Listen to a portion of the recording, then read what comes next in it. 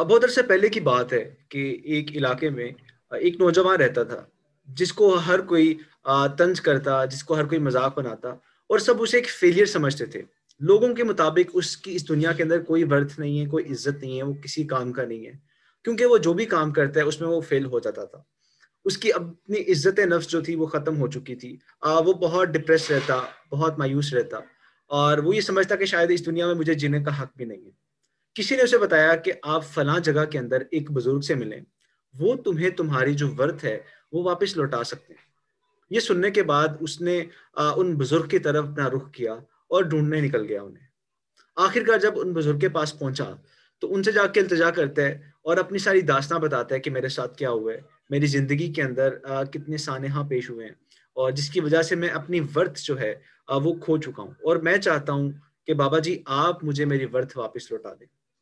बाबा जी कहते हैं मेरे पास अभी टाइम नहीं है, तुम फिर किसी दिन आना। खैर वो नौजवान बड़ा इसरार करता है और आखिरकार वो बुजुर्ग उसकी एक शर्त पे मान लेते हैं। बुजुर्ग कहते हैं कि मैं तुम्हें एक काम दूंगा और तुम्हें मेरा एक काम करना है और बदले के अंदर मैं तुम्हें तुम्हारी जो वर्थ है वो वापस लौटा दूंगा। नौजवान उनकी बात मान लेते हैं। बाबा जी अपने हाथ से एक अंगूठी निकालते हैं और उस नौजवान को देते हैं और साथ अपना घोड़ा देते हैं। वो उसे हुक्म करते हैं कि तुम बाजार में जाओ और इस अंगूठी को बेच के आओ, लेकिन एक शर्त होती है साथ। वो शर्त ये है कि तुमने इस अंगूठी को कम से कम एक सोने के सिक्के का बेचना है, इससे कम में तुमने इसे बेचना नहीं है, इससे कम में इसका सौदा नहीं करना। वो नौजवान उनकी बात सुनता है और बाजार की तरफ अपना रुख कर लेता है। बाजार में जाके डिफरेंट सौदागरों से वो उसका रेट तय करवाता है, उनको ये दिखाता है, बेचने की कोशिश करता है, लेकिन कोई बंदा भी आ, उसका जो रेट है एक सोने का सिक्का नहीं लगाता। हर बंदा कहता है कि इसकी वैल्यू कम है और हम तुम्हें एक सोने का सिक्का नहीं दे सकते। कोई कहता है कि तुम चांदी का ले लो, कोई कहता है तुम तांबे का ले लो। लेकिन उस नौजवान को बुजुर्ग की वो बात याद होती है कि इस अंगूठी को एक सोने के सिक्के से कम में नहीं बेचना। वो बहुत जद्दोजहद करता है, पूरे बाजार में घूमता फिरता है।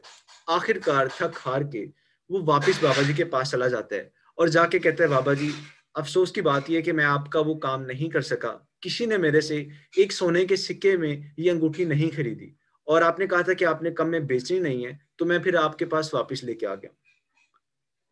बुजुर्ग ने अंगूठी पकड़ी और कहने लगे कि इस अंगूठी का अगर तुमने असल वैल्यू जाननी है तो तुम्हें एक सोनार के पास जाना पड़ेगा, तुम्हें एक ज्वेलर के पास जाना होगा। वो तुम्हें इस अंगूठी की सही कीमत लगा के देगा। लेकिन एक बात याद रखना, वो सोनार जितनी मर्जी कीमत लगाए तुमने इस अंगूठी को बेचना नहीं है, जस्ट उससे इसकी कीमत या इसकी वैल्यू लगवा के वापिस आ जाना है। वो ये बात सुनता है और इस दफा बाजार में वो डायरेक्ट एक ज्वेलर के पास जाता है, एक सोनार के पास जाता है और उसे जाके ये अंगूठी दिखाता है। सोनार अपने हाथ में पकड़ता है, कुछ टाइम लेता है उस अंगूठी को जांचने के लिए, देखने के लिए। देखने के बाद उस सोनार का जवाब ये होता है कि मैं तुम्हें कम से कम 60 सोने के सिक्के दे सकता हूँ, इससे ज्यादा मैं नहीं दे सकता। लेकिन हाँ, अगर तुम कुछ दिन इंतजार करो तो मैं तुम्हें 70 सोने के सिक्के भी दे सकता हूँ, इससे ज्यादा मैं इसके पैसे नहीं दे सकूंगा। ये सुनने के बाद नौजवान बड़ा हैरान होता है और एक छोटी सी मुस्कुराहट के साथ वो वापस उन बुजुर्ग के पास जाता है और जाके सारा माजरा बताता है। बाबा जी ने बड़ी प्यारी और खूबसूरत बात कही। बाबा जी कहते, बेटा तुम इस अंगूठी की तरह हो। अगर तुम्हें अपनी वैल्यू का अंदाजा गली मोहल्ले के लोगों से या बेकार लोगों से लगवाया तो वो तुम्हारी एक सोने के सिक्के के बराबर भी वैल्यू नहीं जानेंगे। लेकिन तुमने अगर राइट लोगों को आइडेंटिफाई कर लिया अपने लाइफ के अंदर, ऐसे लोगों को ढूंढ लिया जो तुम्हें बता सकें कि तुम्हारी असल वैल्यू क्या है, तो वो आपको बताएंगे कि तुम्हारी वर्थ क्या है। और ये बात सुनने के बाद वो नौजवान बड़ा खुश हुआ और उसने अपनी जिंदगी से उन तमाम लोगों को निकाल दिया जो उसको वैल्यू नहीं देते थे या उसके मुताबिक जो उसकी वैल्यू को नहीं जानते थे। सो गाइस, आज हम सब लोगों के साथ सबसे बड़ा जो मसला है वो यही है। मैं हंड्रेड्स ऑफ स्टूडेंट्स के साथ डील कर रहा होता हूँ और जो एक चीज मुझे कॉमनली मिलती है सबके अंदर, वो ये कि बच्चे अपने आप को बहुत अंडर एस्टिमेट करते हैं, अपनी वैल्यू को बहुत अंडर एस्टिमेट करते हैं और उसकी सबसे बड़ी रीजन ये होती है कि उनके सराउंडिंग एनवायरनमेंट ऐसा नहीं होता जो उनको इनकरेज करे। उनको कोई बताने वाला नहीं होता कि तुम्हारे अंदर ये वैल्यूज हैं, तुम इस काबिल हो, तुम ये काम कर सकते हो। हर बंदा उस बंदे को डिग्रेड करता है। अगर वो कोई काम करना स्टार्ट करता है तो उसको मोक किया जाता है, उसको डिग्रेड किया जाता है, उसका मजाक बनाया जाता है, उस पर हंसा जाता है। उससे होता क्या है कि अगले बंदे की जो वैल्यू होती है वो बहुत डाउन हो जाती है और वो अपने ऊपर डाउट करना स्टार्ट करता है कि पता नहीं मैं इस काम के काबिल भी हूं या नहीं, या शायद ये लोग वाकई सही पे हंस रहे हैं क्योंकि मुझे शायद काम करना नहीं आता। And this is the biggest reason कि आज इतने सारे यंगस्टर्स हैं लेकिन वो रिस्क लेने से डरते हैं, उनके अंदर खौफ पैदा हुआ है। सो ये एक लोती रीजन है। और आज कोशिश करेंगे हम कि पहले तो अपनी सेल्फ वर्थ को हम आइडेंटिफाई कर सकें और देन हम इसको डेवलप करना सीखें कि हम इसको डेवलप कैसे कर सकते हैं। So I hope everyone is ready for this. Are you ready? अपने हैंड रेज कर सकते हैं आप, चैट में बता सकते हैं। परफेक्ट। सो गाइस, सबसे पहले मैं एक कॉन्सेप्ट आपके साथ शेयर करना चाहूंगा। कॉन्सेप्ट है सेल्फ वर्थ का, कि सेल्फ वर्थ क्या होती है। अगर आपको ये कॉन्सेप्ट समझ आ गया तो आपके लिए आगे वाला सारा सेशन बहुत बेनिफिशियल होगा और आपके लिए काफी इजी होगा चीजों को समझना। सो जनरली हम लोग अपनी जो सेल्फ वर्थ का कॉन्सेप्ट समझ रहे होते हैं, ये उससे टोटली ऑपोजिट है।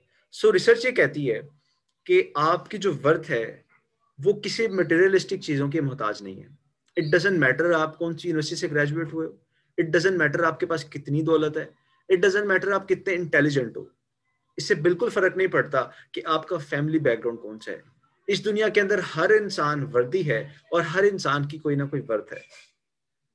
सो जिस दिन आप लोगों ने ये डेफिनेशन अपना ली और ये मानना शुरू कर दिया कि without any external affiliation, without any tangible thing, without any materialistic things, आप स्टिल लवेबल हो, आप स्टिल रिस्पेक्टेबल हो और स्टिल आपकी वर्थ है कि लोग आपसे प्यार करें, आपसे अच्छे तरीके से बिहेव करें।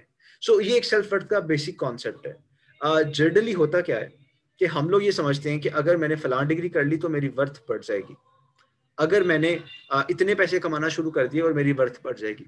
और होता भी है कि हमारी सोसाइटी भी हमें जज किस तरह से कर रही होती है, मटेरियलिस्टिक चीजों की बेस के ऊपर। चूंकि उनकी अपनी वर्थ इस पे डिपेंड करती है तो वो सब लोगों को जज भी इसी चीज पे करते हैं। और फिर उससे होता क्या है, जो इंसान की अपनी शख्सियत होती है, अपनी पर्सनैलिटी होती है, एक तो वो बाहर नहीं आ पाती, दूसरा उसको कोई वैल्यू नहीं करता। मिसाल के तौर पे ये जो बुजुर्ग थे, जो इतने इंटेलेक्चुअल थे और इन्होंने इतना कमाल चुटकी के अंदर उस बंदे को इतनी बड़ी बात समझा दी। अब शायद इनके पास बहुत मालो दौलत ना हो, शायद इनके पास ज्यादा डिग्रीज ना हो, ठीक है, शायद इनको ज्यादा लोग ना जानते हो, लेकिन स्टिल वो कितने रिस्पेक्टफुल हैं, उनकी क्या वैल्यू है, और ये तमाम चीजें क्या है, उनकी इंटरनल चीजें, ठीक है।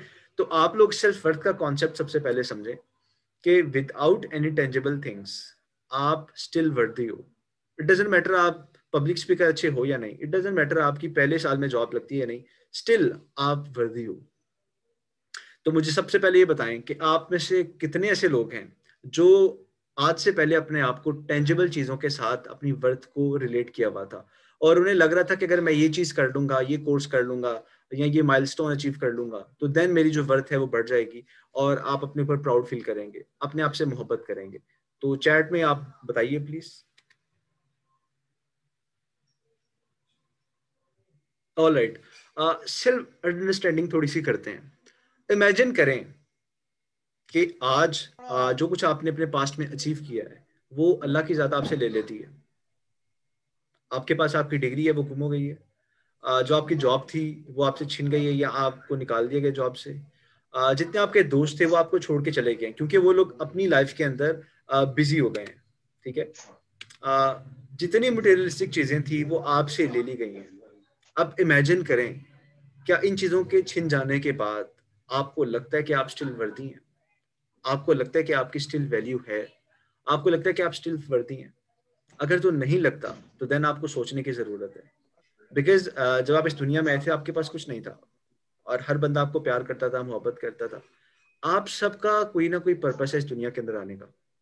आप सब कोई ना कोई ऐसा काम कर रहे होगे, कोई ना कोई वैल्यू ऐड कर रहे होगे किसी की लाइफ में।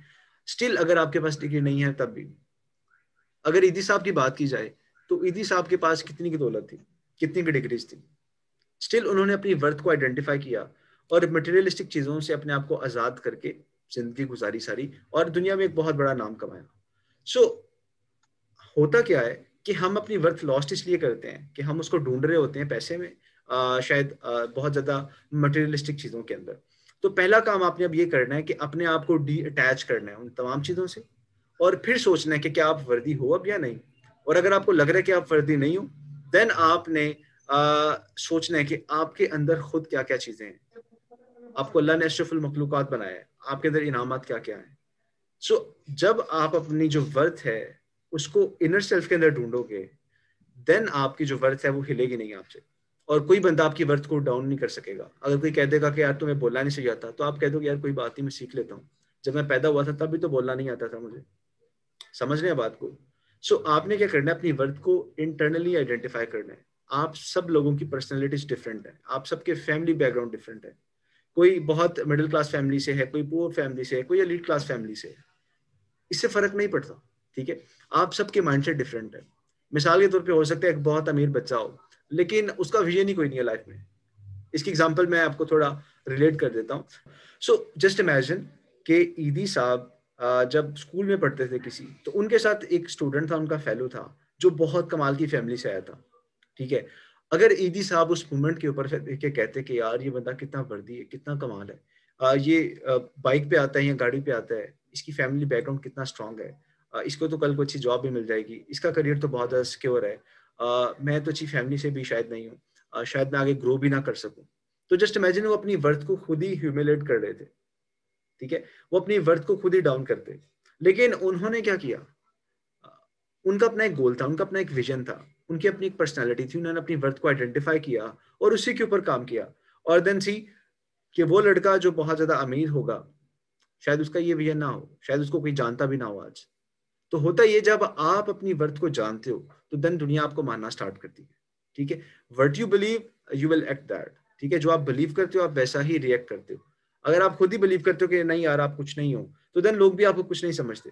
जिस दिन आपने ये बिलीव करना स्टार्ट कर दिया कि नहीं यार यू आर समथिंग, आप कुछ कर सकते हो, आपके अपने गोल्स हैं, आपका अपना विजन है, और इस विजन और इन गोल्स की वजह से ही आप बाकियों से डिफरेंट हो, देन लोग will people will come and follow you, और वो मानेंगे कि यार नहीं वाकई ये बंदा है कुछ। सो कुछ क्वेश्चंस हैं जो मैं चाहता हूं कि आप लोग अपने आप से करें अब सेल्फ अंडरस्टैंडिंग के कॉन्सेप्ट के अंदर ही। ये क्वेश्चंस मैंने अभी आपके साथ किए हैं। What if everything I have was suddenly taken away from me. क्या हो अगर हर चीज मेरे से ले ली जाए, तो क्या मेरी वर्थ खत्म हो जाएगी? व्हाट इफ कि अगर मेरे से हर व्हाट इफ कि मेरे से हर चीज ले ली जाए और जस्ट मैं अकेला ही बच जाऊं, मेरे पास कोई डिग्रीज नहीं है, कोई नहीं है, मेरी अपनी क्वालिटीज है, मेरी अपनी पर्सनैलिटी है, मेरा अपना करेक्टर रह गया मेरे पास, तो क्या आपकी वर्थ खत्म हो जाएगी? How would that make you feel? उस मोमेंट के ऊपर आप क्या फील करोगे? इमेजिन करें, अपनी आंखें बंद करें और इमेजिन करें आपके पास घर नहीं है, आपके पास रहने को कुछ नहीं है, तो क्या स्टिल बीइंग अ ह्यूमन जो आपकी वर्थ अल्लाह ने आपको दी है वो खत्म हो जाएगी? वो खत्म नहीं होगी। ठीक है, तो आपने क्या करना है, अपनी वर्थ को डी अटैच करना है उन तमाम टेंजिबल थिंग से। अच्छा, यहाँ पे आप लोगों का एक सवाल शायद आपके जहन में आ रहा हो कि अगर ये चीज है, अगर हम इस तरह सोचना शुरू कर दें, टेंजिबल चीजों से अपने आप को आजाद कर लें, देन वाई हम अपनी जो वैल्यू है उसे कम फील करते हैं समटाइम्स, व्हेन हम क्यों अपने आप को दूसरों से कंपेयर करते हैं? तो ये एक अलग कॉन्सेप्ट है जिसपे मैं आना चाह रहा हूँ। असल काम आप इस कॉन्सेप्ट पे करेंगे और इसका नाम है सेल्फ एस्टीम। सो जिस वजह से हमारी जो है वर्थ ऊपर नीचे होती है, वो होती है self esteem. So self esteem क्या होती है? इसकी मिसाल लीजिएगा जरा। आप सब लोग इस वक्त एक लेवल पे खड़े हैं, ठीक है, और आप एक लेवल पे जाना चाह रहे हैं जो शायद इस जगह पे, आप अपने आप को कंपेयर करते हैं इस लेवल से कि आप इस लेवल पे कब तक पहुंचोगे, क्या आप पहुंचे हो या नहीं पहुंच रहे। ठीक है, और आप इस कंपैरिजन की बेस के ऊपर आपकी सेल्फ एस्टीम बनती है। मिसाल के तौर पे एक लड़के ने आपको कह दिया कि आप एक स्पीकर बनना चाहते थे, एक लड़के ने कह दिया नहीं यार तुम तो अच्छा बोल ही नहीं सकते, आपका गोल ये था, आप यहाँ पे हैं। उस बच्चे के कहने के बाद हुआ क्या कि जो आपकी सेल्फ एस्टीम थी वो कम हो गई। क्यों? आपको ये लगा कि यार अगर इसको लग रहा है कि मैं अच्छा नहीं बोल सकता तो शायद मैं अपने उस लेवल पे ना जा सकूं। सो इससे हुआ कि आपकी सेल्फ एस्टीम हर्ट हुई, सेल्फ एस्टीम पहले से कम हुई, और इवेंचुअली जो आपकी वर्थ थी, आपकी वर्थ भी हिल गई। ठीक है, उस मोमेंट पे अगर आपको अपनी वर्थ का अंदाजा होगा कि यार नहीं मेरी वर्थ जो है, आई नो दैट, मुझे अपनी एबिलिटीज का पता, अपनी क्वालिटीज का पता है, तो शायद आपकी जो सेल्फ एस्टीम है वो ज्यादा हिल ना पाए। So this is the biggest reason जिस वजह से मेजोरिटी जो बच्चे हैं वो डिप्रेशन में चले जाते हैं, एंग्जाइटी में जाते हैं, लोगों की बातों में आ जाते हैं, सेल्फ डाउट के अंदर चले जाते हैं, और वो कॉन्सेप्ट है सेल्फ एस्टीम का। सो सेल्फ एस्टीम में हम क्या करते हैं, अगर आपको लगता है कि अगर आप कि फलां यूनिवर्सिटी के अंदर एडमिशन ना हुआ तो आप ज़्यादा सक्सेसफुल नहीं होगे। आपको लगता है अगर आपका फैमिली बैकग्राउंड ज़्यादा स्ट्रांग नहीं होगा तो शायद आप ज़्यादा सक्सेसफुल नहीं होगे। और जब ऐसा होता है तो आपकी सेल्फ एस्टीम ऑटोमेटिक कम हो जाती है। ठीक है, सेल्फ एस्टीम आपकी डिपेंड करती है लोगों के ऊपर कि लोग आपके बारे में क्या सोच रहे हैं, आप अपने आप को कैसे देखते हो। ठीक है, इसकी मिसाल लीजिएगा जरा। आप सब लोगों की अपनी सोसाइटी के अंदर, अपनी यूनिवर्सिटी के अंदर, अपने ग्रुप्स के अंदर एक परसेप्शन बनी होगी लोगों के जहन में। कोई कहता होगा कि ये बड़ा स्वैगी बंदा है, कोई कहता होगा यार ये बहुत शोखा लड़का है, कोई कहता होगा यार ये बहुत इंटेलेक्चुअल इंसान है। ठीक है, हर बंदे की अपनी परसेप्शन है। एक वो चीज है जो आप चाहते हो कि लोग आपको जाने, लेकिन एक वो है जो लोग आपको जान रहे हैं। ठीक है, जब लोग अपनी परसेप्शन आपके साथ शेयर करते हैं और आपको वो पसंद नहीं होती, और उस मोमेंट के ऊपर जब आप रिएक्ट करते हो कि यार ऐसा क्यों ये लोग सोच रहे हैं, और आपकी सेल्फ एस्टीम हर्ट होती है, दैट इज द मोमेंट जब आपका कॉन्फिडेंस भी लो होता है और आपकी वर्थ भी हिल जाती है। सो अब बात करते हैं कि सेल्फ एस्टीम को हम डेवलप कैसे कर सकते हैं। That is the most important question I think आप सब अब जानना चाहते होंगे।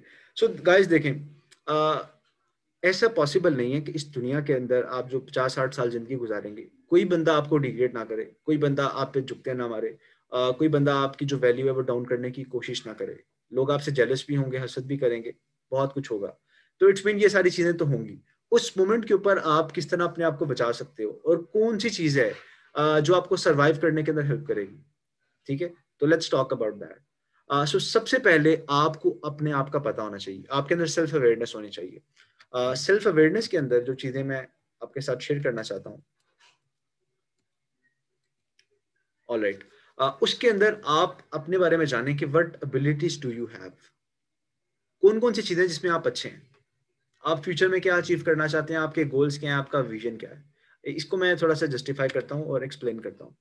सो हुआ क्या कि एक आपके फेलो ने आपको क्रिटिसाइज किया, आपको डाउनग्रेड करने की कोशिश की, या आपने वैसे ही अपने आप को कंपेयर किया अपने किसी दोस्त से, किसी कजन से जिसके पास ऑलरेडी वो चीजें हैं जो आप अचीव करना चाहते हो, और वो बहुत प्रोग्रेशन कर रहा है, ग्रो कर रहा है, और आपको लग रहा है यार उसकी ग्रोथ हो रही है, मेरी नहीं हो रही, शायद मेरी फ्यूचर में ग्रोथ ही ना हो। ठीक है, अब आपने कंपेयर किया, आप डाउन फील कर रहे हो, सेल्फ डाउट कर रहे हो, आपको लग रहा है आपका फ्यूचर नहीं है, आप एंग्जाइटी के अंदर आ रहे हो, आप परेशान हो रहे हो। इस मोमेंट के ऊपर आपने क्या करना है, आपको पता होना चाहिए कि आपकी पर्सनल एबिलिटीज क्या है, कौन सी ऐसी चीजें जो आपके पास हैं, अल्लाह ने कौन से टैलेंट दिए हैं, कौन सी स्किल्स आपको आती हैं। मिसाल के तौर पे माइट बी पॉसिबल आपके पास ज्यादा पैसे नहीं है, आप कमा नहीं रहे ज्यादा पैसे, आप हार्वर्ड से नहीं पढ़ रहे, आप लम्स में नहीं पढ़ रहे, ठीक है, आप यूनिवर्सिटी ऑफ एग्रीकल्चर फैसलाबाद में पढ़ रहे हैं, ऑलराइट। अब आप ये देख सकते हो कि यार मेरे पास एबिलिटी है कि मैं एक बहुत कमाल का प्रेजेंटर हूँ, मेरे पास एबिलिटी है कि मैं अच्छा निगोशिएट कर लेता हूँ, मेरे पास एबिलिटी है मैं चीजों को मैनेज कर लेता हूँ, मेरे पास एबिलिटी है कि मैं लीड कर सकता हूँ, मेरे पास विजन वाली एबिलिटी है कि मैं दूर तक देख सकता हूँ, मैं एक विजनरी इंसान हूँ। मेरी क्वालिटीज के अंदर ये कि मैं एक रिस्पॉन्सिबल हूँ, मैं हार्ड वर्किंग हूँ, मैं टैलेंटेड हूँ। ठीक है, मैं डेडिकेशन के साथ काम करता हूँ। जब आप अपनी इन क्वालिटीज और एबिलिटीज को देखोगे ना, देन आपको दोबारा कॉन्फिडेंस आपका बहाल होगा, आपको रियलाइज होगा नहीं यार आप वर्थलेस नहीं हो, आपके अंदर तो वर्थ है, बहुत सी चीजें जो आपके पास है और लोग तरसते हैं उस चीज को। लाइक अगर मैं किसी एक क्वालिटी की एग्जांपल लूँ, हार्ड वर्किंग, हजारों ऐसे बच्चे हैं जो तरस रहे होते हैं कि वो हार्ड वर्किंग बन जाए, वो बहुत लेजी होते हैं, सुस्त होते हैं, वो अपना डेडिकेशन के साथ काम नहीं कर पाते।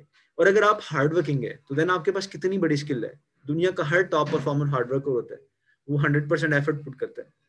ठीक है, तो पहला स्टेप ये होगा कि आप अपनी क्वालिटीज और अपनी एबिलिटीज को आइडेंटिफाई करें कि वो क्या है आपकी, ताकि इस तरह के मौकों के ऊपर आप उसको रिकॉल करके अपनी सेल्फ एस्टीम को बढ़ाएं, उसको मेंटेन करें।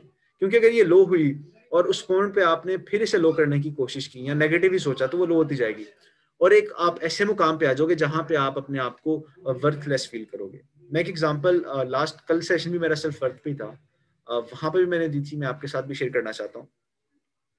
मेरी एक स्टूडेंट थी, वो बहुत कमाल की आर्टिस्ट थी। उसे लगता था कि शायद उससे आर्ट और क्राफ्ट करना नहीं आता, उसके जो स्केचेस हैं वो वर्थलेस हैं, फजूल से हैं, किसी को पसंद नहीं आएंगे, और शायद वो अच्छी आर्टिस्ट भी नहीं है। ठीक है, तो मेरे से वो बात करी थी कि सर ये प्रॉब्लम आ रही है, मैं इससे कैसे निकलूँ, मेरा ये मसला है, मैं अच्छा बनना चाहती हूँ, मैं देखती हूँ लोगों के आर्ट बहुत कमाल हैं, लेकिन मेरे बहुत फजूल होते हैं। मुझे बात उसकी थोड़ी समझ आ गई। मैंने कहा बेटा आप मेरे साथ ज़रा शेयर तो करें अपनी जो ड्राइंग्स या पेंटिंग्स आपने बनाई हैं। बिलीव मी, जब उसने शेयर की तो वो इतनी कमाल थी, इतनी जालिम थी कि एक प्रोफेशनल के लेवल की वो सारी चीजें थी। तो मैंने उसे रियलाइज कराया, मैंने कहा आप ऐसा क्यों सोचती हो, ये तो बहुत कमाल है, यानी आम बंदा तो सोच भी नहीं सकता कि वो अगले 1-2 साल के अंदर ऐसी बना सकेगा, और आप कह रही हो कि आपकी फारिग है। मैंने कहा आप ऐसा क्यों सोचती हो? कहती सर मैंने उसने किसी प्रोफेशनल को देखा था जो कि ऑल इंटरनेशनल लेवल पे काम कर रहा था, तो उससे कंपेयर कर रही थी वो। तो मैंने कहा बेटा अगर आप उससे कंपेयर करोगी तो वहां तक जाने में आपको टाइम है, लेकिन अगर आप ये देखो कि इस मोमेंट पे जिस लेवल पे आप हो, जिस एज ग्रुप में आप हो, तो आप तो एवरेज से बहुत आगे हो, आप एक्सेप्शनल काम कर रही हो। जब उसने ये आइडेंटिफाई किया कि वाकई हाँ इस मोमेंट के ऊपर जो मैं काम कर रही हूँ, मैं कौन सी प्रोफेशनल हूँ, मैं तो शो के लिए काम करती हूँ, तो मैं तो बहुत अच्छा कर रही हूँ। सो देन उसकी सेल्फ एस्टीम डेवलप हुई। सो मैं क्या चाह रहा हूँ कि आप सब लोगों को आपकी क्वालिटीज का, आपकी एबिलिटीज का और टैलेंट्स का पता होना चाहिए, ताकि ऐसे मौकों पे जब आप कंपैरिजन की स्टेट में जाओ या जब आपकी सेल्फ एस्टीम लो हो, तो आप खुद ही अपनी सेल्फ एस्टीम को बरकरार कर लो। आपको किसी डॉक्टर के पास जाना ना पड़े, किसी साइकाइट्रिस्ट के पास, साइकोलॉजिस्ट के पास ना जाना पड़े, आप अपना मसला खुद ही हल कर लो। इसके साथ साथ एक और जो चीज मैं कहना चाहूंगा, that is your goals and vision. ठीक है, देखें मैं मिसाल देता हूँ इसकी। जब आप ग्रेजुएट होते हैं तो कुछ लोग होते हैं जो कारोबार करना स्टार्ट होते हैं, अपने पेरेंट्स का, अपने फादर का, अपने रिलेटिव्स का कारोबार परसू करते हैं, करना स्टार्ट करते हैं। वो मंथ के बहुत अच्छे पैसे कमा रहे होते हैं। उसके बरक्स आप कोई स्टार्टअप शुरू कर लेते हो या कहीं जॉब करना स्टार्ट करते हो। आपका अल्टीमेट एक विजन होता है कि जब मैं 40 साल का हूँ तो मैं ये चीज अचीव करना चाहती हूँ, 30 ईयर्स में मैं ये अचीव करना चाहता हूँ, 5 साल में मैं ये करना चाहता हूँ। ठीक है, आपका एक विजन होता है, लेकिन उस बंदे का विजन नहीं है। जब आप उसको देखोगे कि यार ये मेरा क्लास फेलो ही था, अब ये इतने पैसे कमा रहा है, इतना सक्सेसफुल है, तो देन आपने उस मोमेंट पे अपने गोल्स को लेके आना है कि यार ऑल राइट, शायद मैं आज इतने पैसे नहीं कमा रहा, शायद मैं इतना ग्रो नहीं कर रहा, लेकिन इवेंचुअली मेरा विजन है और मैं इस चीज को अचीव करूंगा। मेरे पास मेरे गोल्स हैं, और लाखों लोग हैं जो अपनी लाइफ में गोल सेट करना चाहते हैं, उनकी लाइफ का कोई मकसद नहीं है, कोई गोल नहीं है, कोई विजन नहीं है। और अगर आपके पास है तो ये कितनी बड़ी ब्लेसिंग है अल्लाह की। आप इस विजन को संभाल कर रखें, इसके लिए एफर्ट करें और इसे अचीव करें। Eventually the day will come जब आप बहुत से ऐसे लोगों से जो कारोबार पहले कर रहे थे, जिनका विजन नहीं था, उनसे आगे निकल जाएंगे। तो उस मोमेंट पे इस तरह के कंपैरिजन के अंदर आपका विजन और आपके गोल्स आपको बहुत मदद करेंगे अपनी सेल्फ एस्टीम बरकरार रखने के अंदर। इसके बाद एक एक्टिविटी हम करते हैं अभी। सो एक्टिविटी ये है कि राइट नाउ मैं आप लोगों को 3 to 4 मिनट्स दूंगा। आप अपने बारे में जरा सोचें कि आपके टैलेंट्स क्या हैं, आपको क्या लगता है आपकी एबिलिटीज क्या हैं, आपके गोल्स क्या हैं, आपका विजन क्या लाइफ में। इसको एक पेज पे आप जरा लिख लें। सो इससे होगा क्या कि आई नो कि 1 घंटे के अंदर आपकी सेल्फ वर्थ उस तरह से मैं डेवलप तो शायद ना कर सकूं, लेकिन हाँ एक टीजर के तौर पे अगर अभी आप ये चीजें लिख लें तो आपको थोड़ा सा हौसला फील होगा, आपको अपने ऊपर थोड़ा सा कॉन्फिडेंस आएगा कि नहीं यार, I have so many things. Literally हजारों बच्चे हैं जिन्हें पता ही नहीं है कि उनके पास क्या टैलेंट्स है, जिन्हें पता ही नहीं उनके पास एबिलिटीज क्या है, और ना कभी उन्होंने अपने अंदर देखे, क्योंकि वो बाहर वाली दुनिया पे फोकस करते हैं और उसी की बेस पे अपने आप को कंपेयर करते हैं कि नहीं यार अच्छा उसके पास ये है तो मेरे पास ये नहीं है। अपने अंदर नहीं देखते कि उनके पास क्या क्या चीजें हैं। तो take 4 to 5 minutes and write down all your qualities, talents, your vision, your goals, anything that you can write about yourself. In the meanwhile, ये लास्ट था मेरा टॉपिक। इस एक्टिविटी के बाद मैं क्वेश्चन आंसर की तरफ जाऊंगा और आप लोग अपने क्वेश्चन जो हैं वो चैट में लिखते हैं, फिर जो होस्ट है वो 1 by 1 मेरे से क्वेश्चन कर लेगा और देन हम उसके आंसर्स करेंगे। गाइस कुछ लोग मुझे पर्सनली डायरेक्ट मैसेज कर रहे हैं, आप ओपन ग्रुप के अंदर ही मैसेज करें, बिकॉज जो होस्ट है उमर वही क्वेश्चन पढ़ेंगे और मेरे साथ वो शेयर कर देंगे। सुमर आई थिंक क्वेश्चन आना स्टार्ट हो गए, आप प्लीज क्वेश्चन 1 by 1 मेरे से पूछते जाएं। Sir, how to remain hopeful and motivated? ठीक है, सबसे पहली ये चीज है कि देखें आपकी उम्मीद क्यों जाती है। आपकी उम्मीद तब जाती है जब आपको फ्यूचर में कुछ नजर नहीं आ रहा होता, जब आपको लगता है जो आप करना चाह रहे हो, जो आप अचीव करना चाह रहे हो, वो शायद किसी वजह से पूरा ना हो सके, शायद उसके अंदर बहुत सारी हर्डल्स हैं या शायद आपके अंदर इतनी कैपेबिलिटीज नहीं है कि आप वो चीज़ अचीव कर लो। तो होपफुल और मोटिवेटेड रहने के लिए जो सबसे अच्छी चीज़ है, पहली चीज़ तो ये कि आपका फेथ होना चाहिए जो आप काम कर रहे हैं। ठीक है, जो आपका गोल है उसके ऊपर आपका फेथ होना चाहिए, बिलीव की हद तक। जिस तरह आपका यकीन है कि खुदा की जात एक है, आपका होना चाहिए कि यार I will achieve it. Unless and until आपका उस लेवल का बिलीव नहीं है, आप कुछ ही अरसे के बाद डगमगाना शुरू हो जाओगे कि यार शायद पता नहीं होगा या नहीं। एक हर्डल आएगी तो आपको कि नहीं यार शायद ये तो रास्ता ही नहीं जाता मेरी मंजिल की तरफ, तो आप डर जाओगे। तो पहली चीज ये आपका बिलीव होना चाहिए कि यार यू विल अचीव इट।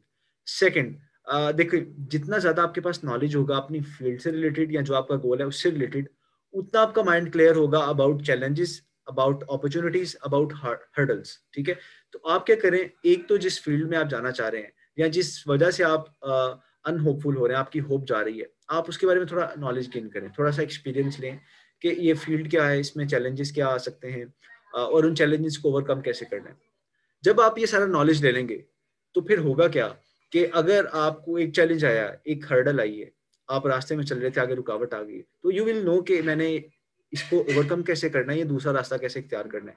इसकी मिसाल बड़ी सिंपल सी है कि अगर आपको लाहौर से इस्लामाबाद का रास्ता आता है, तो इट डजेंट मैटर कि जो मोटरवे है वो चल रही है या नहीं चल रही, आप जीटी रोड से भी जा सकते हैं। ठीक है, अगर जीटी रोड में कुछ इलाके बंद हैं तो आप शायद किसी गांव से डाल के भी जा सकते हैं। ठीक है, तो there are so many ways आपकी मंजिल तक जाने में। लेकिन अनलेस एंड अनटिल अगर आपको पता ही नहीं है कि इस्लामाबाद कहाँ पे है, रास्ते क्या क्या हो सकते हैं, तो फिर मुश्किल होगी, फिर आप होपलेस हो जाएंगे, आपको लगेगा कि शायद दुनिया खत्म हो गई और मुझे नहीं पता मैंने कहाँ पे जाना है। थर्डली आप ये करें कि कुछ बुक्स पढ़ना स्टार्ट कर दें। मिसाल के तौर पे अगर आपको होप चाहिए तो एक मैं किताब रेफर करूंगा, think and grow rich, Napoleon Hill की किताब है, बहुत कमाल बुक है। सो बुक पढ़ने से क्या होता है कि आपको सक्सेसफुल लोगों की लाइफ के एग्जांपल्स मिलती हैं कि उन लोगों ने चीजें कैसे स्टार्ट की, कितने चैलेंजेस आए थे और उन्होंने उनको ओवरकम कैसे किया। सो जब आप किताबें पढ़ते हैं आपका माइंड ओपन होता है, आपको क्लैरिटी मिलती है, और आपकी जो मोटिवेशन है वो बरकरार रहती है, क्योंकि अब आपके पास नॉलेज है। और जो इस तरह की सिचुएशन आती है नेगेटिव, उसमें आप उसको ओवरकम करना सीख जाते हो। लास्टली बट नॉट लीस्ट, आप किसी एक मेंटोर को आइडेंटिफाई कर लें। वो मेंटोर आपके फादर हो सकते हैं, भाई हो सकता है, आपका टीचर हो सकता है, कोई जानने वाला हो सकता है, ठीक है, या कोई सक्सेसफुल इंसान हो सकता है। जब कभी ऐसा मौका है, आपने उस मौके के ऊपर ओवर थिंक नहीं करना, ये सबसे पहला रूल है।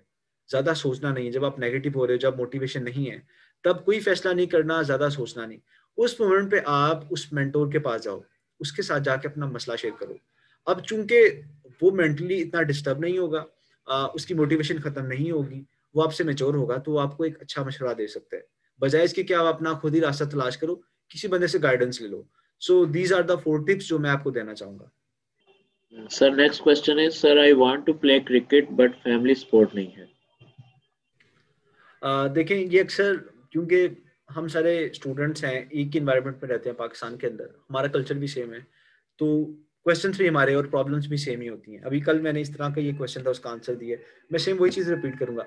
देखिए, जब आप कुछ काम करना चाहते हो, आपके पेरेंट्स, आपके रिलेटिव्स आपको उस चीज़ की परमिशन नहीं देते, इसका मतलब ये होता है कि जो चीज़ आप देख रहे हो, जो प्रोग्रेस आप देख रहे हो, जो फ्यूचर आप देख रहे हो, वो नहीं देख पा रहे। तो पहली चीज़ मैं हमेशा ये सजेस्ट करता हूँ कि अपने पेरेंट्स को वो दिखाओ जो आप देख रहे हो, उन्हें बताओ जो आपको फील हो रहा है कि इसके अंदर कितनी ग्रोथ है।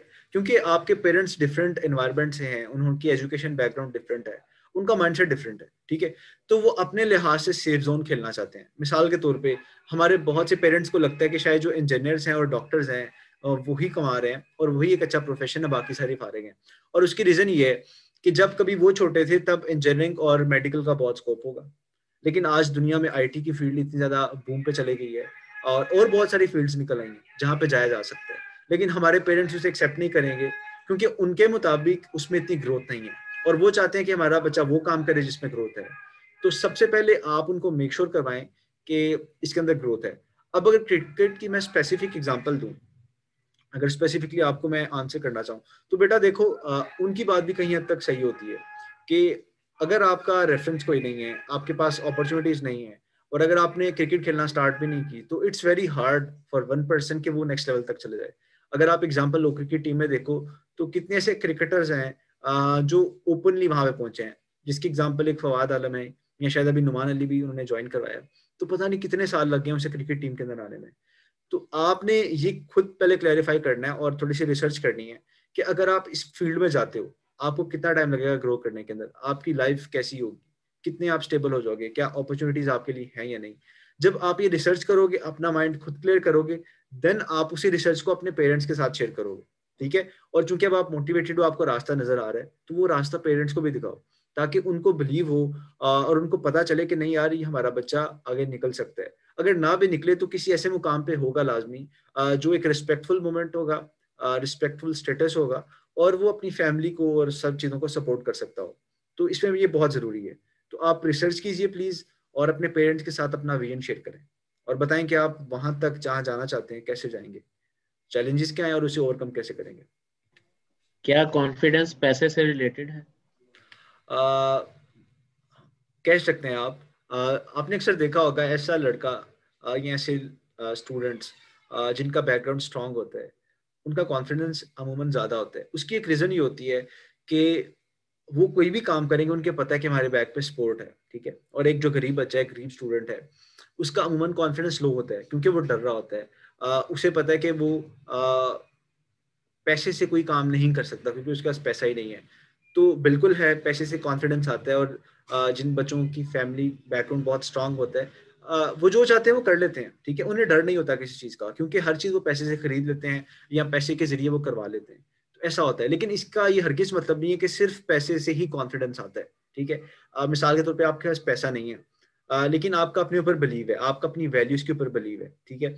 और आप अपनी क्वालिटीज को जानते हो, अपने टैलेंट को जानते हो, आप सच बात करना जानते हो, ठीक है, अपने राइट्स के लिए खड़े होना जानते हो, तो देन आपका कॉन्फिडेंस होगा। और शायद उससे ज्यादा ही हो, ठीक है। वो अपने पैसे की बलबूते पे बात कर रहा होगा, आप अपनी क्वालिटीज, अपनी वैल्यूज की बेस के ऊपर बात कर रहे हो। तो खाली ये पैसे पे डिपेंड नहीं करता, ठीक है। उसके अलावा भी डिपेंड हो सकता है। सेकंड ये है कि जो अगर सेल्फ कॉन्फिडेंस आप डेवलप करना चाहते हैं तो उसके लिए दो चीजें हैं। जिस चीज में आप डेवलप करना चाहते हो उसमें स्किल गेन कर लें आप, ठीक है। मिसाल के तौर पे कारोबार करना एक मुश्किल काम होता है, हर बंदा नहीं कर सकता। अब जिसके पास पैसे होते हैं उसके लिए मसला नहीं है, वो कारोबार स्टार्ट करेगा, फेल हो जाएगा, दोबारा स्टार्ट कर लेगा, तो उसको तो डर ही नहीं होता किसी चीज का। एक गरीब बंदा है वो डरता है कारोबार स्टार्ट करते हुए क्योंकि उसके पास है ही 5 लाख, और अगर ये लगाया ये डूब गया तो फिर कहाँ से आएंगे, वो तो फिर जीरो पे आ गया। बात को समझ रहे हैं? तो अब होगा क्या कि वो थोड़ा सा टेक्निकली चलेगा और थोड़े पैसे लगा के थोड़ा लर्न करेगा, स्किल सीखेगा कि मैंने कारोबार कैसे करना है। जब स्किल आ जाएगी तो उसका कॉन्फिडेंस बहाल हो जाएगा और वो खुल के खेलेगा, रिस्क लेगा, क्योंकि इंसान की जो ग्रोथ है वो रिस्क के अंदर ही है, नए नए चैलेंजेस लेने के अंदर ही है। अगर आप कंफर्टेबली खेलते रहोगे सारी जिंदगी तो फिर आप जहाँ पे वहां पे रहेंगे। हम सेल्फ मोटिवेशन जितनी मर्जी करें, उसका इम्पैक्ट 2 to 3 days तक होता है, देन वही मायूसी। बिल्कुल, ये बहुत ट्रू बात है। इस देखे ना, ये हमारा माइंडसेट ही गलत है। मोटिवेशन क्या चीज है, ठीक है, आपकी होनी चाहिए सेल्फ मोटिवेशन। सो मैं मोटिवेशन को कभी भी प्रेफर नहीं करता क्योंकि मोटिवेशन एक इमोशन है, ठीक है। आप मिसाल के तौर पे अभी सेशन ले रहे हो, शायद आपको 3-4 बातें अच्छी लगी और आप बहुत मोटिवेटेड हो कि अच्छा भाई ये काम कर लूंगा, अभी आपके इमोशंस आए हैं। कल परसों तरसों जब आपको बातें भूल जाएंगी, आप दोबारा से उसी डगर पे आ जाओगे, ये तो बहुत बड़ा मसला है। सो अपार्ट फ्रॉम मोटिवेशन आपकी लाइफ में कमिटमेंट होनी चाहिए, ठीक है। और कमिटमेंट है जो आपको लॉन्ग टर्म तक स्टिक करती है अपने प्लान्स के ऊपर। अब इसकी मिसाल लीजिए, क्या आपको पढ़ने के लिए मोटिवेशन चाहिए? क्या आपको कारोबार स्टार्ट करने के लिए मोटिवेशन चाहिए? क्या आपको जॉब ढूंढने के लिए मोटिवेशन चाहिए? क्या आपको पैसे कमाने के लिए मोटिवेशन चाहिए? क्या आपको रोजाना मेहनत करने के लिए मोटिवेशन चाहिए? अगर आपको इन सब चीजों के लिए मोटिवेशन चाहिए कि आपका मूड अच्छा हो, आप डर ना रहे हो, आपको मोटिवेशन चाहिए और आप तभी काम करोगे, देन आपका बहुत बड़ा फ्लॉ है, ठीक है। क्योंकि आपकी लाइफ में कोई ऐसी रीजन नहीं है जो आपको कमिटमेंट दे रही हो। अब मैं मिसाल इसकी देता हूँ। जिन लोगों की लाइफ में गोल्स होते हैं ना, उनके गोल उनको रोजाना मोटिवेट करते हैं। इसकी मिसाल लीजिए, आपका गोल है कि आप एक बहुत कमाल का बिजनेस स्टार्ट करना चाहते हैं, या आपका गोल है कि आप एक अच्छे डॉक्टर बनना चाहते हैं और आप अभी 7-8 क्लास में पढ़ रहे हो, ठीक है। आपके पेरेंट्स ने बता दिया, आपका 100% कमिटमेंट है। अब होगा क्या कि जिस दिन आप नहीं पढ़ोगे ना, उस दिन आपका दिल कहेगा कि यार नहीं, तुम डॉक्टर बनना चाहते हो, अगर तुमने ना पढ़ा तो शायद तुम ना बन सको।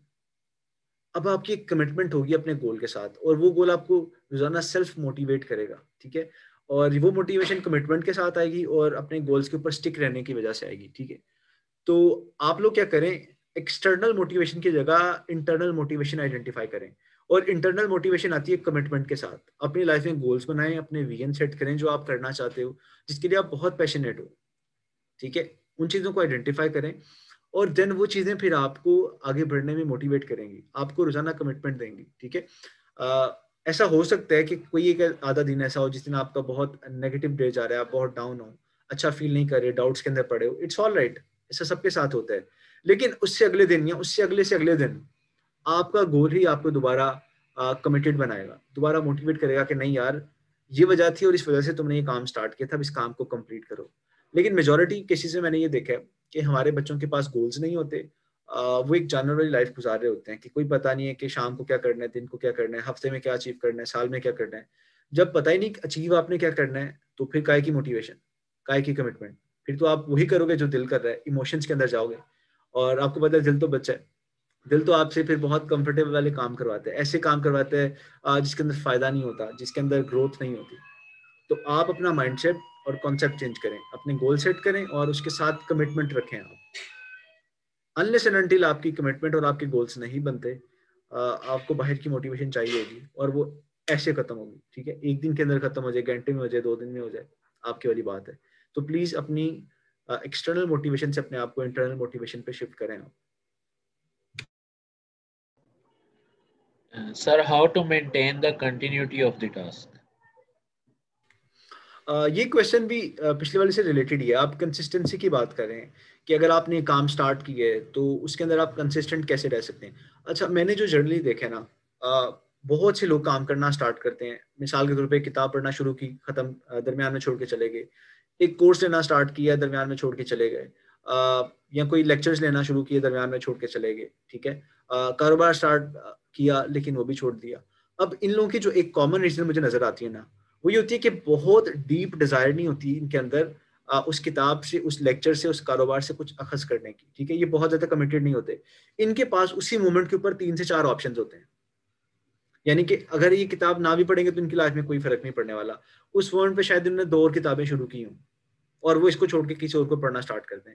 या फिर ये हो सकता है कि ये किताब वैसे शौक शौक में इन्होंने पढ़ना शुरू कर दी है, या कोई कोर्स उन्होंने शौक शौक में ही करना स्टार्ट कर दिया है, उसके पीछे कोई डीप डिजायर नहीं है, कोई इमोशनल कमिटमेंट नहीं है।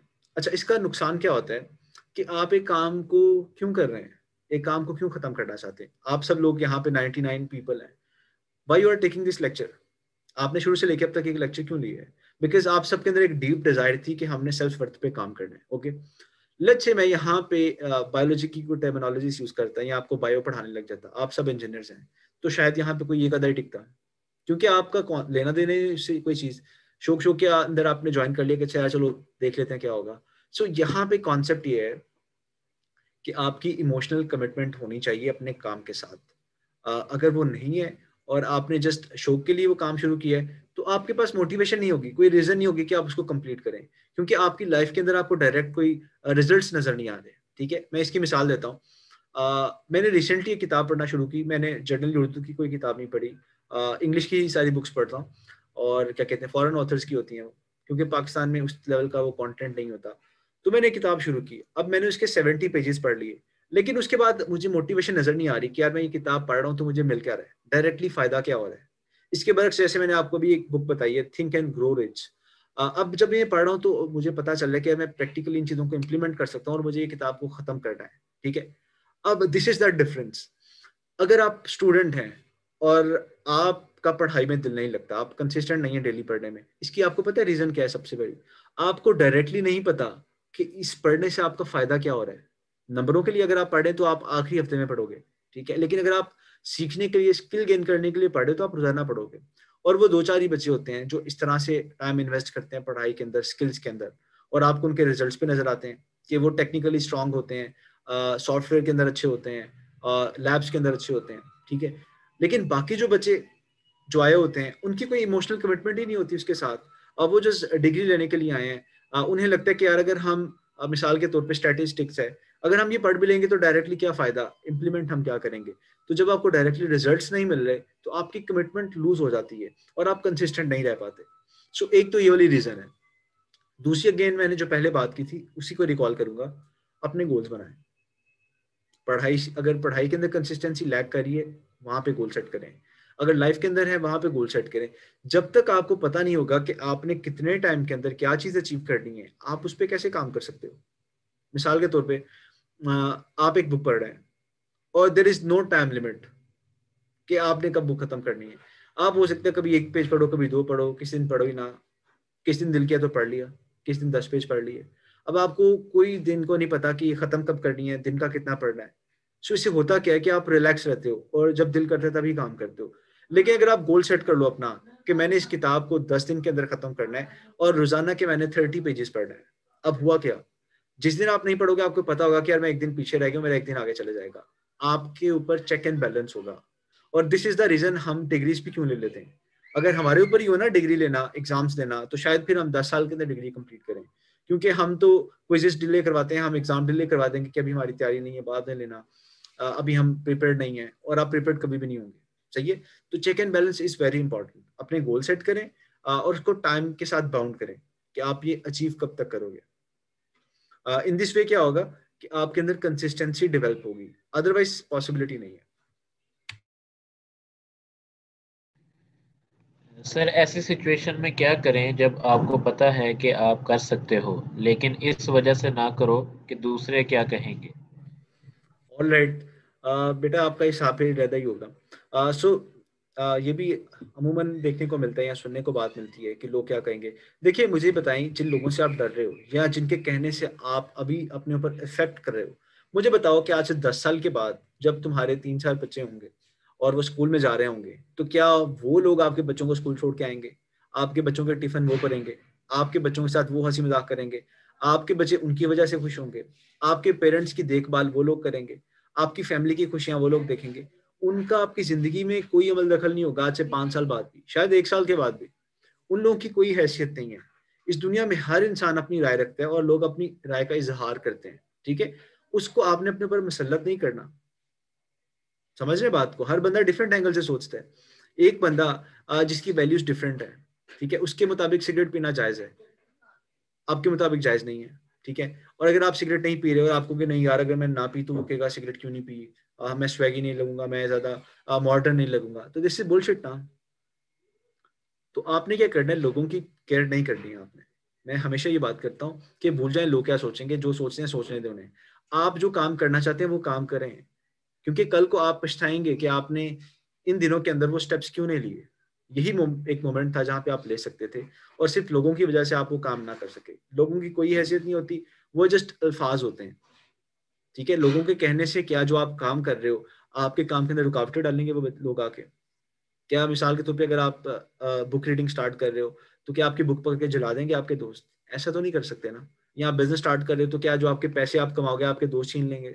ऐसा नहीं होगा। बस बातें करेंगे, ये कौन सा कारोबार स्टार्ट कर दिया है, अच्छा तूने अब एंजॉय छोड़ के किताबें पढ़ना शुरू कर दी है, थीटा बन गया, इस तरह की बातें ही होंगी जस्ट। तो ये रियलिटी है एक, ठीक है। तो इसको फेस करना जाने आप, क्या आपने इसको फेस कैसे करना है। ये वक्त सारी जिंदगी आपको ऐसे लोग मिलेंगे, रिश्तेदार की फॉर्म में, दोस्तों की फॉर्म में, हमसायों की फॉर्म में, ऐसे लोग आपको मिलते रहेंगे। अनलेस एंड अनटिल आपने लर्न नहीं किया कि ऐसे लोगों को इग्नोर कैसे करना है, आप इफेक्ट होते रहेंगे ऐसे लोगों से, ठीक है। तो आपका जो फर्स्ट स्टेप है वो है इग्नोर देम, और जो आप करना चाह रहे हो, जो आपका दिल कह रहा है, उस पर काम करें। सर हमारी कंट्री में टैलेंट की वैल्यू नहीं है, सिर्फ सिफारिश या पैसा है। सपोज अगर मेरी विश हो कि मैं करूंगा बट अगर वो मैं दूसरों से शेयर करता हूं तो लोग मजाक बनाते हैं, नेगेटिविटी की तरफ फोकस करवाते हैं, तो बंदा खुद ही हिम्मत हार जाता है। तो इसका सोल्यूशन? देखिए, पहली चीज ये कि एक तो ये समझ लीजिए जो टैलेंट होता है ना वो खाली कुछ नहीं होता। ये बात तो तय है कि सिफारिश बहुत ज्यादा है पाकिस्तान के अंदर, और जिनके पास स्किल्स होती हैं वो शायद ऊपर नहीं आ पाते। लेकिन इसका ये मतलब बिल्कुल नहीं है कि उन लोगों का कुछ भी नहीं बनता। अल्लाह की जात किसी की भी मेहनत रायगा नहीं जाने देती। तो आप लोग स्ट्रगल करें, हार्डवर्क करें, अपने टैलेंट को रिफाइन करते जाएं, अपने आप को प्रिपेयर्ड करें, चीजें काम करें, एक्सपीरियंस लें थोड़ा सा, तो आपको रिजल्ट्स तो मिलते ही हैं इवेंचुअली। देर आए दुरुस्त है, काम हो जाता है आपका। अच्छा, जो सेकंड क्वेश्चन है वो इंपॉर्टेंट और मजेदार है कि आप अपनी चीजें अपने दोस्तों के साथ शेयर करते हैं और दोस्त मजाक बनाते हैं और आप नेगेटिव फीलिंग एम्बेड कर देते हैं।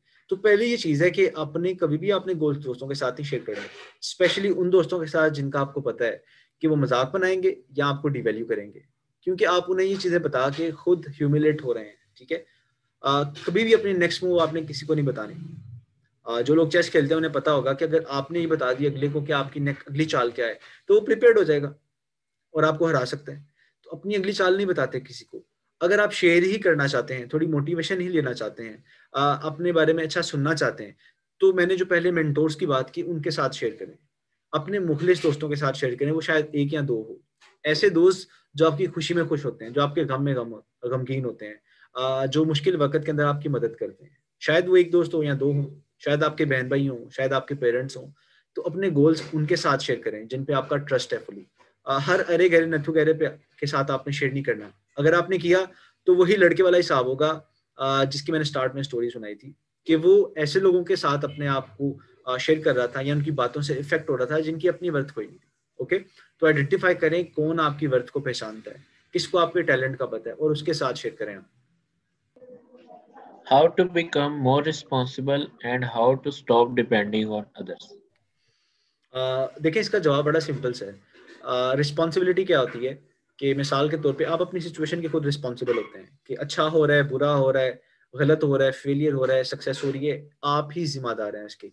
तो इसका पहला तरीका ये है कि रिस्पॉन्सिबिलिटी खुद लेना, एक्सेप्ट कर लें कि यार मैं रिस्पॉन्सिबल हूँ। अगर मेरे नंबर कम आएंगे तो मैं ही रिस्पॉन्सिबल हूँ। मैंने अगर अपना टाइम ज़ाया किया है तो मैं ही रिस्पॉन्सिबल हूँ, ठीक है, मेरे दोस्त नहीं है, इन्वायरमेंट नहीं है, मैं रिस्पॉन्सिबल हूँ। और जब आप रिस्पॉन्सिबिलिटी लेते हैं फिर आप प्लान करते हैं कि यार अच्छा, अब मैंने अपनी लाइफ की रिस्पॉन्सिबिलिटी ली है, अब मैंने इतने दिन के अंदर ये काम करने हैं, इतने हफ्ते के अंदर ये चीजें अचीव करनी है। अब आप रिस्पॉन्सिबिलिटी ले रहे हो चीजों की, ठीक है, तो फिर आप प्लानिंग की तरफ आते हो, स्ट्रेटेजीज बनाते हो।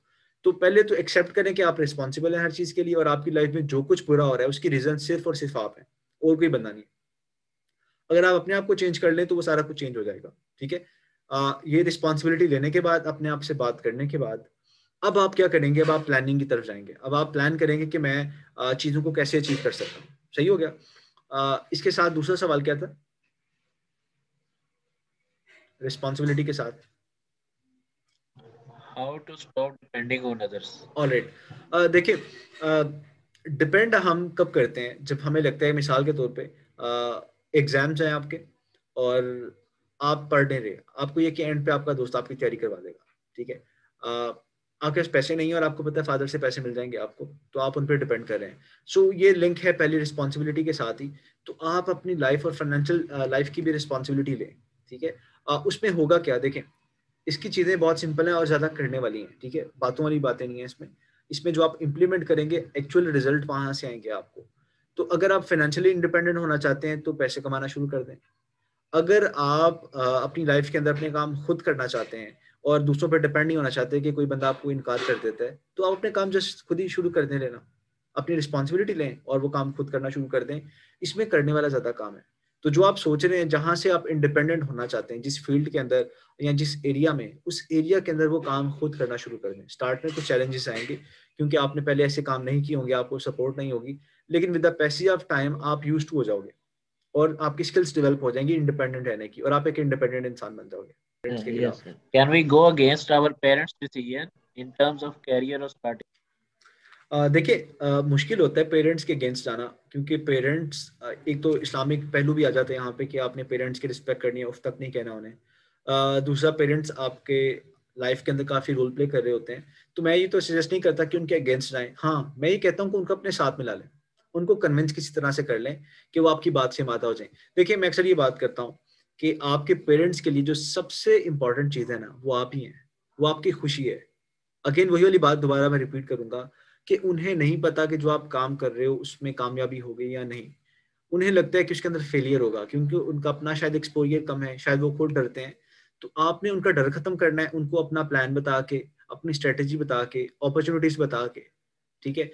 इसकी मिसाल ये है कि जब मैंने इंजीनियरिंग की तो मैंने इंजीनियरिंग क्विट करके करियर स्टार्ट किया था, और फिर मैंने कहा था मैंने एज अ ट्रेनर ही अपनी लाइफ गुजारनी है। तो अब पेरेंट्स थे कि अच्छा, इसने पहले मैकेट्रॉनिक इंजीनियरिंग अपनी मर्जी की और अब ये इंजीनियरिंग छोड़ के ये काम कर रहा है, तो जाहिर सी बात है डाउट्स आते हैं कि जॉब क्यों नहीं कर रहा है, ऑर्गेनाइजेशन क्यों चला रहा है, स्टार्टअप पे क्यों काम कर रहा है। तो मैंने जस्ट क्या किया, मैंने अपना विजन उनके साथ शेयर किया कि आफ्टर 5 to 10 ईयर्स मैं कहाँ पे हूँगा, और अगर मैं ये काम करता हूँ तो मैं कहाँ पे हो सकता हूँ। मैंने फिर ये बताया कि स्टार्ट के अंदर शायद मुझे चैलेंजेस मिले, लेकिन I am totally ready to accept those challenges, और इंशाल्लाह मैं ग्रो करूंगा। फिर मैंने उनसे सवाल किया, मैंने कहा पापा, जब आपने स्टार्ट किया था बिजनेस, तो क्या पहले ही साल आप बहुत फेमस हो गए थे, आपका नाम बन गया था? कहते नहीं बेटा। तो मैंने कहा मुझे भी टाइम लगेगा, तो प्लीज मुझे वो टाइम दें।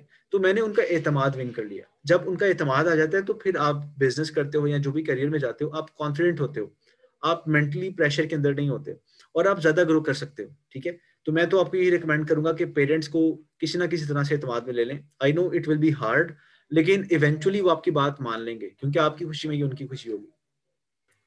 ऑलराइट, सो आपका क्वेश्चन था कि अपने टैलेंट्स को हम कैसे आइडेंटिफाई कर सकते हैं। देखिए, टैलेंट का मतलब ये होता है कि ऐसी चीज जो अल्लाह की जात ने आपको गिफ्ट की है, जो इनबॉर्न टैलेंट है, जो आपने दुनिया में आके सीखी नहीं है। इसका मतलब ये कि ये ऐसा काम होगा जो आप एवरेज लोगों से बेहतर कर रहे हो। तो आप क्या करें, एक पेज लें और वहां पे वो तमाम चीजें लिखना शुरू कर दें जो आप बाकी लोगों से या एवरेज लोगों से अच्छी कर सकते हो। मिसाल के तौर पे शायद आप मैथ्स को जल्दी पिक कर लेते हो, तो मैथ में शायद आपका टैलेंट है। आपका टैलेंट है कि आप एनालिटिकल थोड़ा स्ट्रांग हो, ठीक है। अगर आप क्या कहते हैं, आपकी आवाज अच्छी है, तो शायद आपके पास सिंगिंग का टैलेंट है, ठीक है। तो कोई भी ऐसा काम जो आप एवरेज लोगों से अच्छा कर रहे हो, वो आपका टैलेंट है। और इस तरह से आप अपने टैलेंट को आइडेंटिफाई कर सकते हैं।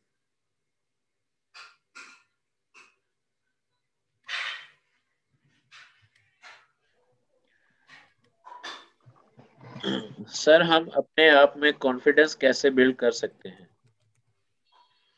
देखिए, कॉन्फिडेंस बिल्ड करने के लिए मैंने आपको स्टार्ट में भी कुछ टिप्स दी थी। मैं रिकॉल करवा देता हूँ आपको दोबारा। देखिए, आपको ये पता होगा कि आपका confidence things two things very करता है, ठीक है। ऐसा नहीं है कि आप हर चीज के अंदर आपका कॉन्फिडेंस वीक है। इसकी एक एग्जांपल है, मैंने कुछ साल पहले ऑब्जर्व किया था कि हम पढ़ रहे हैं और हमारा जो कॉन्फिडेंस है वो एजुकेशन के अंदर है। हमसे कोई सवाल कर लो या किसी महफिल में हम बैठे हो तो हम अच्छे तरीके से बात कर लेते हैं, गुफ्तगू कर लेते हैं, क्योंकि हम पढ़े लिखे हैं। इसके बरक्स एक ऐसा बच्चा जो पढ़ा लिखा नहीं है, शायद उसने मैट्रिक किया है या उससे भी पहले उसने एजुकेशन छोड़ दी है, शायद उसका कॉन्फिडेंस वहां पे इतना ज्यादा ना हो। लेकिन कुछ ऐसी चीजें भी होगी जहाँ पे उस लड़के का कॉन्फिडेंस हमारे से ज्यादा होगा। मिसाल के तौर पे वो लड़का क्रिकेट बहुत अच्छी खेलता है।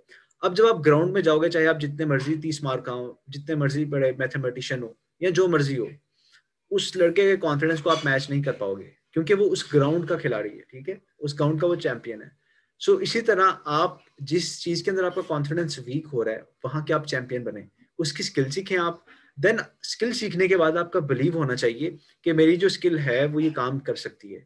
अनलेस एंड अनटिल आपका बिलीव नहीं होगा अपनी स्किल के ऊपर, आपका कॉन्फिडेंस शेक करता रहेगा। सो टू थिंग्स, नंबर वन, अपनी स्किल डेवलप करें आप किसी भी चीज में जहां कॉन्फिडेंस आपका लूज हो रहा है। सेकंड, अपना बिलीफ डेवलप करें उस स्किल के ऊपर कि आपकी ये स्किल आपको आगे लेके जा सकती है और ये काम परफॉर्म कर सकती है। इसकी मिसाल मैं आपको देता हूँ।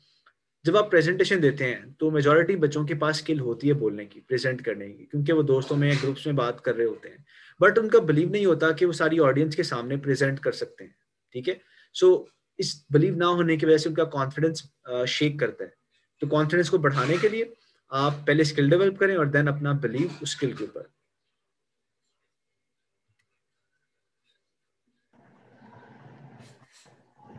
सर लेकिन आजकल मैट्रिक पास एंड इंटरमीडिएट के स्टूडेंट मोर सक्सेसफुल हैं as compare to graduated and master student true और दे जी। Run their own business in their own way and से पढ़ाई तो है ही फजूल। बिल्कुल जी। देखें, अगेन यहाँ पे मैं एक पॉइंट ऑफ व्यू शेयर करना चाहूंगा अपना।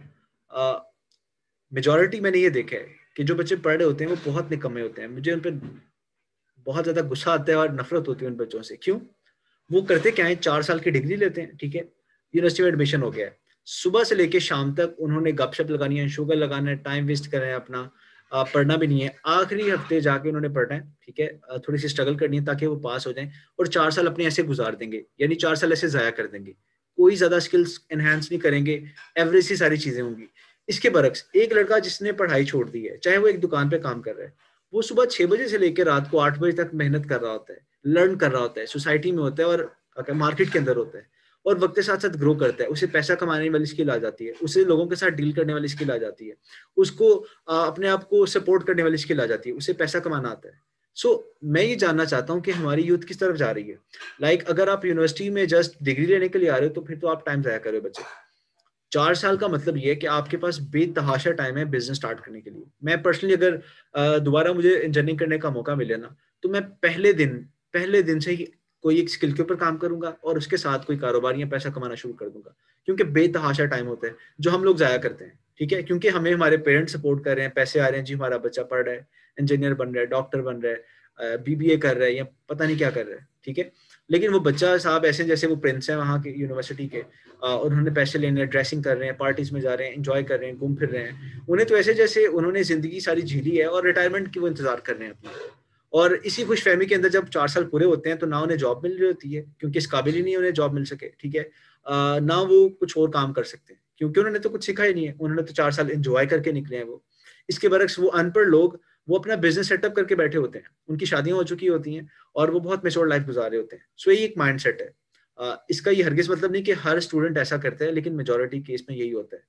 और जो लोग इस चीज को गनीमत जानते हैं, स्किल्स पे काम करते हैं, लर्न करते हैं, अपनी पर्सनैलिटी को इम्प्रूव करते हैं, देन उनका फिर लाइफस्टाइल टोटली डिफरेंट होता है, वो फिर एक सक्सेसफुल इंसान बनने की तरफ चले जाते हैं।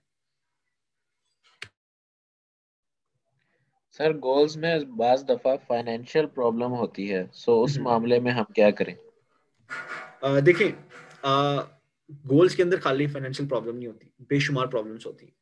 ठीक है, जो भी आपके गोल्स हैं उसके अंदर पैसों का मसला नहीं होगा और बड़े चैलेंजेस होंगे। आपको राइट टीम नहीं मिल रही होगी, शायद आपके पास राइट अपॉर्चुनिटीज ना हो, रेफरेंसेस ना हो, बहुत सी चीजें हैं।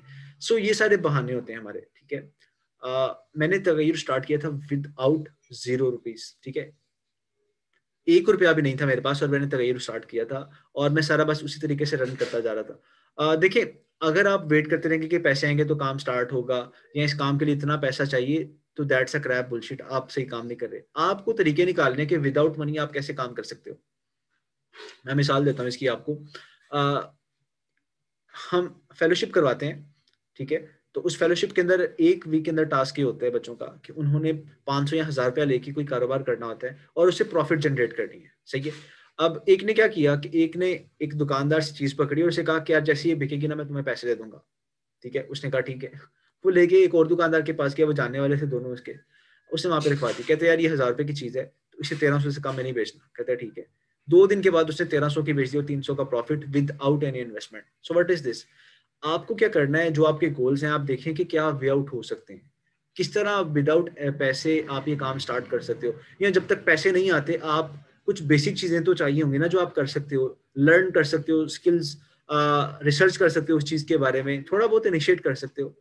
तो अगर आप ये काम नहीं कर रहे तो फिर आप अपने आप को धोखे में रख रहे हैं। ठीक है, फिर आपका माइंडसेट भी ग्रोथ नहीं है, फिक्स्ड माइंडसेट है। आप कह रहे हैं कि यार ये चीजें मुझे मिलेंगी तो काम होगा, ऐसा पॉसिबल नहीं है। आप जंप इन करें सिचुएशन के अंदर और जो भी काम करना चाहते हैं वो काम करना स्टार्ट करें, गोल की तरफ बढ़ें। ठीक है, चाहे पैसे आपके पास नहीं है, लेकिन विदाउट मनी जो जो काम कर सकते हैं वो करें।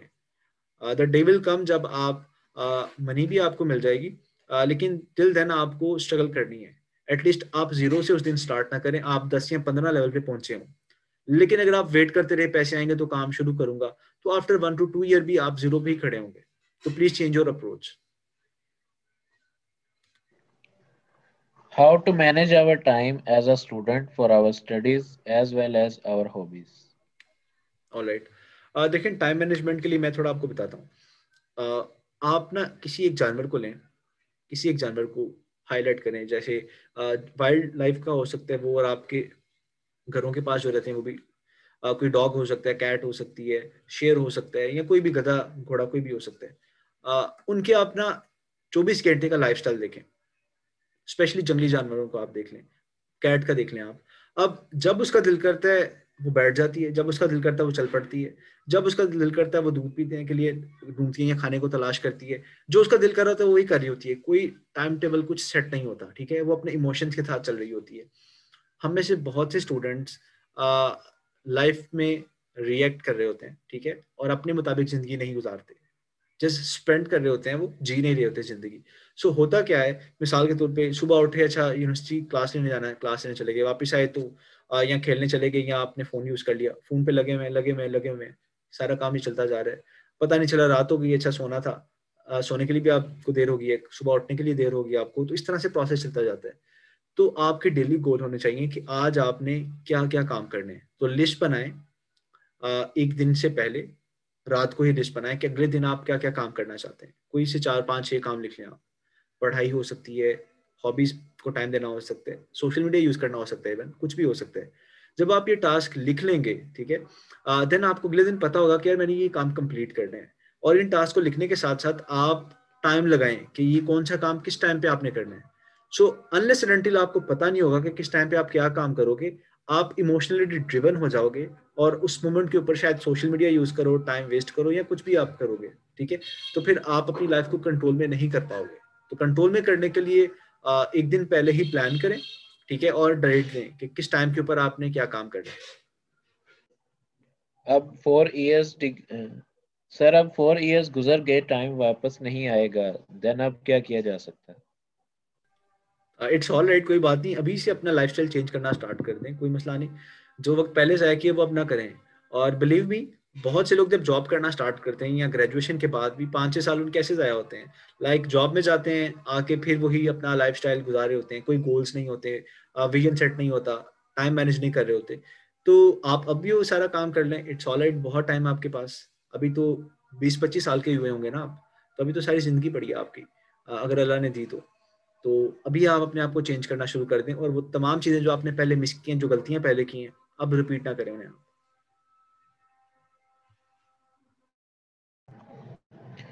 सर ये रट्टा सिस्टम बहुत बड़ी हर्डल बन चुका है, इससे कैसे डील करें? देखें, इस दुनिया के अंदर जितनी भी हर्डल्स हैं, वो आप ज़रा सोचें, क्या वो एक्चुअल हर्डल्स हैं या हमारे दिमाग की हर्डल्स हैं? ठीक है, मिसाल के तौर पे जितने भी लोग पाकिस्तान के अंदर हैं या सक्सेसफुल आपको नज़र आते हैं, जिनको आप फॉलो करते हैं, कासिम अली शाह साहब इसी एजुकेशन सिस्टम से पढ़े हैं, सईद बाबर अली इसी एजुकेशन सिस्टम से पढ़े हैं, ये जितने भी फेमस लोग हैं, तो इधर से पढ़ के जा रहे हैं। इट्स मीन कि शायद उन्होंने सिस्टम नहीं बदला, लेकिन उन्होंने अपने आप को बदल लिया, उन्होंने अपने लिए अपॉर्चुनिटीज क्रिएट की। मुझे जितनी नफरत है रट्टे से, शायद ये आपको, आप में से किसी को हो, या शायद आप जानते हो, मुझे बहुत नफरत है, और मैंने अपनी जिंदगी में कभी रटा नहीं लगाया। मैं कुछ क्रैम कर ही नहीं सकता। आई रिमेंबर जब मैं 9th क्लास में था, तो मैं एक ऐसे को याद करने की कोशिश करता, 9th या 10th में था, आई थिंक 10th में ऐसे होते हैं। तो मैं 3 दिन तक लगा रहा, और मेरे से एक ऐसे याद नहीं हुआ वर्ड टू वर्ड। तो मैंने तो कॉन्सेप्ट्स लिए हैं, और हमेशा कॉन्सेप्ट के लिहाज से लिखा है, यानी खुद से मैं लिखता होता था, ये मेरी एक आदत थी। तो अगर आपको नफरत है, तो आप उस तरह से काम ना करें। आपको कौन कहता है आप रट्टा लगाएं? आप फिर अपने नंबरों पे सेक्रीफाइस कर लें थोड़ा सा, और क्रिएटिव राइटिंग की तरफ जाएं, कॉन्सेप्ट लें और लिखना स्टार्ट करें। देखिए, अगर आप एजुकेशन सिस्टम की बात करेंगे कि अगर वो चेंज होगा तो तब आप बदलेंगे, या तब आपकी लाइफ चेंज होगी, तो फिर नहीं बदलने वाली। ठीक है, तो जो चीज़ आपके कंट्रोल में है आप उसे बदलें। आप अपना way of thinking, way of reading, way of writing, ये सारी चीज़ें बदलें आप। ठीक है, अपना माइंडसेट चेंज करें और अपना लर्निंग स्टाइल चेंज करें। वैसे भी आजकल टेक्नोलॉजी का दौर है, तो बहुत से ऐसे लोग हैं जो विदाउट एनी डिग्री, विदाउट रटा, कॉन्सेप्ट्स लेके टेक्निकल काम कर रहे हैं। सॉफ्टवेयर इतने सारे हैं यार, आप प्रोग्रामिंग की कोई लैंग्वेज सीख लो, आप इतना काम कर सकते हो। ग्राफिक डिजाइनिंग की स्किल्स हैं, तो ये तो स्किल्स का दौर है, तो आप स्किल सीखें फिर। ठीक है, अगर आपको रटा नहीं पसंद, तो अपने डिग्री या जीपीए पे कंप्रोमाइज करके आप स्किल्स की तरफ आएं, ताकि आपके पास स्किल्स हों ज़्यादा से ज़्यादा, और वही स्किल आपको फिर कल को अर्न करके भी देंगे।